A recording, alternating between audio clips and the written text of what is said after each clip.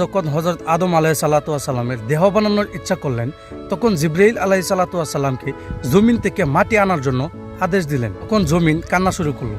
জিবরাইল আলাইহিসসালাম এর কারণ জিজ্ঞাসা করলো। তখন জমিন বলল যে আমার মাটি দিয়ে মানুষ বানাবি, আর ওই মানুষের অর্ধেক মানুষ জাহান্নামে যাবে, আর আমার কিছু অংশ মাটি জাহান্নামের আগুনে পুড়বে। তখন মাটি বলল যে আমি তোমাকে বিনম্রভাবে অনুরোধ করতেছি, তুমি আমার কাছ থেকে মাটি নিও না। তারপরে হযরত জিবরাইল আলাইহিসসালাম ওইখান থেকে ফিরে আসলেন।